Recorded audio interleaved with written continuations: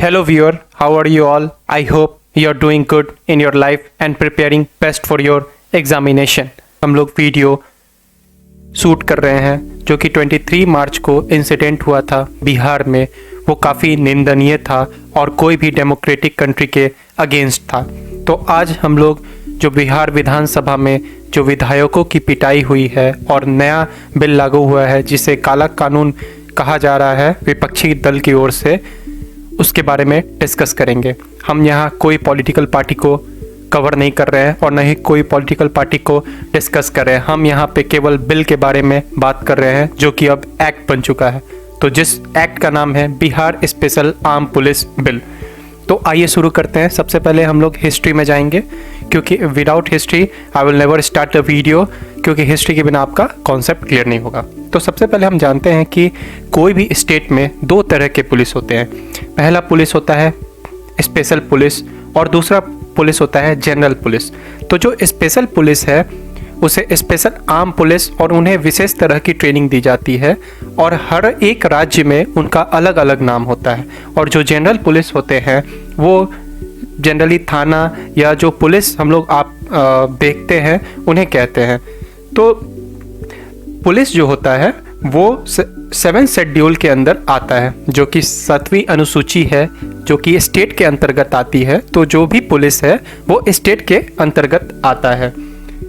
तो इसी तरह अगर हम बात करें कि जो अभी नया बिल आया है वो किसके रिलेटेड है, वो सीधी सीधी बात है कि वो जो स्पेशल आर्म पुलिस है जो कि मैंने अभी डिस्कस किया था कि जो दो तरह के पुलिस होते हैं। तो एक तरह के पुलिस जो हर स्टेट में रहते हैं जिन्हें अलग अलग नाम से जाना जाता है, जैसे बिहार में उसे बीएमपी कहते हैं, बिहार मिलिट्री पुलिस। और उसी के रिलेटेड एक नया रूल बनाया गया है जो कि मैं इस वीडियो को शूट कर रहा हूँ। उसमें उसके सारे प्रोज एंड कॉन्स के बारे में बताऊंगा और क्यों कंट्रोवर्सी इतनी हाई होगी कि विधायकों की पिटाई करनी पड़ी ये भी बताऊंगा। तो जैसा कि मैंने बता रहा था बीएमपी इसका नाम है।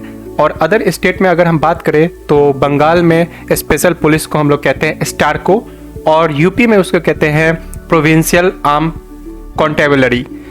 तो जनरली हम देखते हैं कि जैसे यूनियन में होता है कि कोई भी आदेश पे, जो होम मिनिस्टर के आदेश पे सीआईएसएफ काम करते हैं, सीएपीएफ काम करते हैं, बीएसएफ काम करते हैं।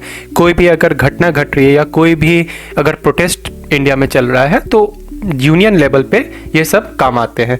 तो in the same case of state जो हमारी पुलिस होती है, जो स्पेशल आर्म पुलिस होती है, उन्हें विशेष तरह के हथियार से लैश किया जाता है ताकि कोई भी अगर स्टेट में घटना घट रही हो वो उसे कंट्रोल करने में काम आए। तो ये बिल कॉन्टेंशियस बिल है। इसका मतलब ये होता है कि विवादास्पद बिल है। अब ये क्यों विवादास्पद है, क्योंकि आइए हम समझते हैं इसका इतिहास। तो बिहार में जो है 1861 में जो लॉर्ड कर्नवालिस है लॉर्ड कर्नवालिस ही ने पुलिस बिल को पास किया था जो कि 1861 में था। और आपको ये जानकर आश्चर्य होगा कि जो 1861 का जो पुलिस एक्ट था वो 2007 तक चला था बिहार में। जो नॉर्मल पुलिस बिल की मैं बात कर रहा हूँ, जो कर्नवालिस जो पुलिस के जन्मदाता भी कहे जाते हैं, पुलिस बिल के जन्मदाता। तो 1861 का बिल आप जान के आश्चर्य होंगे कि बिहार में 2007 तक वो चल रहा था। फिर 2007 के पास नीतीश सरकार थी, उन्होंने बिल में कुछ सुधार किए और फिर उसे लागू किया।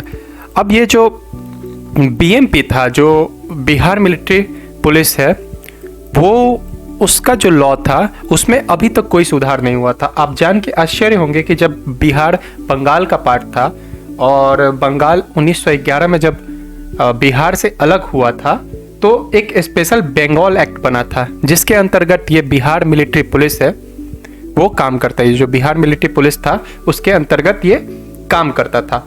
तो अब इसी में ये सुधार हुआ है।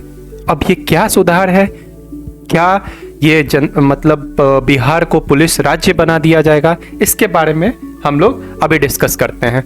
तो देखिए, the contentious bill propose to rename the Bihar military force to Bihar special arm police. मतलब जो बीएमपी है उसे अब बिहार स्पेशल आर्म पुलिस का नाम दे दिया जाएगा। और ये आखिरकार लाया क्यों गया, जो आपका 1892 का जो एक्ट था, जब बंगाल मिलिट्री एक्ट था, उसे ये अचानक से चेंज करके ये क्यों लाया गया। इसके पीछे काफ़ी पॉलिटिकल रीजन भी हो सकते हैं, लेकिन मैं जो एक्ट के बारे में, जो एक्ट दिया गया है, जो प्रावधान पास किए गए हैं सरकार के थ्रू, वो मैं बताऊंगा, क्योंकि राजनीति मुद्दा तो इस पे काफ़ी हो सकती है और एज ए स्टूडेंट हम लोग राजनीति को यहाँ पे डिस्कस नहीं करते हैं। जो हमारे एग्ज़ाम रिलेटेड व्यू है उसे डिस्कस करते हैं, जो हमारे पॉन्स है, प्रो है, कॉन्स है, उसे हम लोग को देखना होगा। तो सबसे पहले अगर हम बात करते हैं कि ये क्यों लाया गया, ये इसके लाने का एक ही उद्देश्य था, जो एक या दो उद्देश्य है जो कि गवर्नमेंट के द्वारा दिया जा रहा है। कि जैसे अभी बिहार में मेट्रो अभी बन रहा है, ठीक है, मेट्रो बन रहा है तो उसमें कुछ उत्पादित तत्व होंगे जो उसे बिगाड़ने की कोशिश करेंगे, या जो एयरपोर्ट अभी बन रहा है, जेपी बन चुका है या अभी कंस्ट्रक्ट अभी हाल फिलहाल में हो रहा है, तो जब ये कंस्ट्रक्ट हो रहा है तो वहाँ पे काफ़ी उपद्रव हो सकता है, काफ़ी नक्सलाइट एरिया है। जैसे बिहार के अगर जमुई क्षेत्र में हम लोग जाते हैं तो वहाँ पे काफ़ी नक्सलाइट एरिया है। तो इन सबों को प्रोटेक्ट करने के लिए, इन सबों से स्टेट को बचाने के लिए एक एक्स्ट्रा पुलिस की ज़रूरत है जो कि आर्म्ड हो, जो कि अच्छे तरह से हो, जिसको हम लोग बिहार मिलिट्री पुलिस कहते हैं। ये पुलिस जनरली हेल्प करेगी, जो जनरल पुलिस हमारे होते हैं उनको एक्स्ट्रा सिक्योरिटी देगी, और जो हमारे समाज के लोग हैं उनको एक्स्ट्रा प्रोटेक्शन देगी, ऐसा कहना है सरकार का। और देखिए, जब मैं एक बात बता दूं कि जो बिहार मिलिट्री पुलिस है उसे सिविलाइज से कोई मतलब नहीं है, उनका और सिविलाइज पीपल है, जो कि वो दोनों के आपस में कोई कनेक्शन नहीं है, वो दोनों इंटरलिंक नहीं है, वो अपना काम करते हैं। जैसे अगर हम सेंट्रल में बात करें तो सीआरपीएफ और बीएसएफ, इनका कोई भी नॉर्मल पीपल से लेन देन नहीं है, क्योंकि जब भी कोई प्रोटेस्ट होता है तब वो जाके इंटरफेयर करते हैं होम मिनिस्टर के कहने पे। तो हम ये बता रहे थे कि जैसे आपका न्यू बिल है वो क्यों लागू हुआ, उनके लागू होने का यही रीज़न दिया गया कि सबसे पहले ये रीज़न दिया गया कि अभी मेट्रो बन रहे हैं, या जो भी अभी हमारे जो यहाँ पे इमारतें हैं, बोध गया है, चाहे जो भी हो, उनकी सिक्योरिटी करने के लिए, और दूसरा जो भी नागरिक है यहाँ पे उनको स्पेशल प्रोटेक्शन देने के लिए। लेकिन यहाँ पे कंट्रोवर्सी इसलिए हो रही है क्योंकि पुलिस ही को यहाँ पे कोर्ट इंटरफेयर नहीं कर सकता। अभी मैं ये बताऊंगा, देखिए लाइन लिखा हुआ है यहाँ पे, the special arm police will have power to arrest people even without a warrant. इसका कहने का ये तात्पर्य है कि अगर किसी शक के बेसिस पे आप आम जनता को, ये जो बीएमपी पुलिस है, वो अरेस्ट कर सकती है कि हाँ ये क्रिमिनल एक्टिविटी में संलिग्ध है और इसे अरेस्ट कर दिया जाए। यही सबसे बड़ी मार खा जाती है जो ये बिल है, अब ये तो एक्ट बन गया है, यही सबसे बड़ी इसकी डिमेरिट ये है कि कोई भी बिना मजिस्ट्रेट के वारंट के बिना किसी भी पर्सन को यहाँ पे आपको अरेस्ट कर लिया जाएगा। एंड नेक्स्ट लाइन लिखा हुआ है, this power will available to any of the special arm police officer. हाँ, तो अब ये बता रहे थे कि जैसे बीएमपी है, बिहार मिलिट्री पुलिस है, अब इसमें कौन हो सकते हैं। तो सबसे पहले अब जो हमारे स्टेट के जो हाईएस्ट पोस्ट होते हैं वो होते हैं डीजीपी, यानी डायरेक्टर जनरल ऑफ पुलिस, ये इसके हेड होंगे। और मैं बता दूं कि जो बीएमपी में होते हैं 16 बटालियन रहते हैं, और 16 बटालियन में ईच 100 रहते हैं, यानी कि आप 16,000 सेना मान के आप चल सकते हैं। एक तरह से उसे सेना ही कहे, जो कि रक्षक होंगे स्टेट के। तो 1600 ईच होते हैं, और जिसमें एक गोरखा कमांडर भी रहते हैं, और जो इसकी कमांडिंग हेड करते हैं वो डीजीपी करते हैं। और एक और बात है कि ये जितने भी कंट्रोलिंग पावर है वो स्टेट मिनिस्टर के अंदर आएगा, और स्टेट मिनिस्टर डीजीपी या IG, inspector general, deputy inspector general, commandant and other rank police का है। ये सब जितने भी होते हैं ये स्टेट पीसीएस के अंतर्गत आते हैं। तो इनके अंडर कमांडेंट होगा, और वो कमांडेंट आपके स्टेट के अंदर होगा। कुल मिला के मैं ये कहना चाह रहा हूँ कि जो स्टेट के जो अथॉरिटी पावर है, जो अगर हम लोग संवैधानिक बात करें तो वो राज्यपाल होते हैं, अगर पेपर पे बात करें तो वहाँ पे सीएम होते हैं। तो जो भी स्टेट के अथॉरिटी हैं, और वो inspector general, deputy inspector general, commandant और अदर रैंक के अदर जो पुलिस रैंक है उनको साथ में लेके उनसे डिस्कस करके बीएमपी का एक कमांडेंट बनाएंगे, और उस कमांडेंट के अंदर 16,000 बटालियन रहेंगे। तो डायरेक्टली ये बोला जाए कि जो भी पावर है वो स्टेट के अंतर्गत आता है। जैसे कि जनरल पुलिस का जो पावर है वो सेम पावर अब बीएमपी को जाएगा, और जिसका कंट्रोलिंग पावर आप स्टेट के पास रख सकते हैं। अब तो ये बात रही कि हाँ कैसे जो भी पावर का शिफ्टिंग है कैसे होगा। तो कंट्राडिक्शन की बात यहाँ थी, ये थी कि आप पहले तो जो जनरल पुलिस होते हैं उनको मजिस्ट्रेट की परमिशन लेनी पड़ती है। देखिए मैं एक डिफरेंस क्रिएट कर देता हूँ। ये जनरल पुलिस हो गए, ये आपके बीएमपी हो गए। तो सबसे पहले यहाँ मजिस्ट्रेट की वारंट, जब भी वारंट लेना जरूरी है और मजिस्ट्रेट की परमिशन, यहाँ पे कोई परमिशन लेना जरूरी नहीं है, सबसे बड़ा डिफरेंस। और दूसरा डिफरेंस ये है कि जो इसके कमांडेंट रहते हैं उस पर कोर्ट इंटरफेयर नहीं कर सकता है। यहाँ पे कोई भी पुलिस को एक्स्ट्रा पावर मिलती है कि कोर्ट इंटरफेयर नहीं कर सकता, वो एक्स्ट्रा पावर अब इसको यहाँ पे मिल गई बीएमपी को, बिहार मिलिट्री पुलिस को, कि यहाँ पे इंटरफेयर कोर्ट नहीं कर सकता है। यानी कि अगर कोई कमांडर है उससे कोई भी गलती होती है तो वहाँ पे आपको कोर्ट उसको संज्ञान में नहीं ले सकता, यानी कि वो गलती हुआ। तो इसका सबसे खराब खामियाजा ये भुगतना पड़ेगा कि अगर जो कमांडिंग ऑफिसर है उससे अगर हाथापाई हो जाती है, गोली चल जाती है, कुछ भी चली जाती है, तो इस केस में आप यहाँ पे कोर्ट में नहीं जा सकते हैं। उस केस में यहाँ पे अगर कमांडर है, वो कमांडर ये बोलेगा कि मुझे आदेश मिला था, और उस कमांडर पे कोई भी लॉ नहीं लग सकता है। तो ये सबसे बड़ी डिमेरिट है। यानी कि कुल मिला के ये कहे तो अब ये जो पावर सारा शिफ्टिंग पावर का है वो बीएमपी को जा रहा है। ये तो ही जनरल बात है।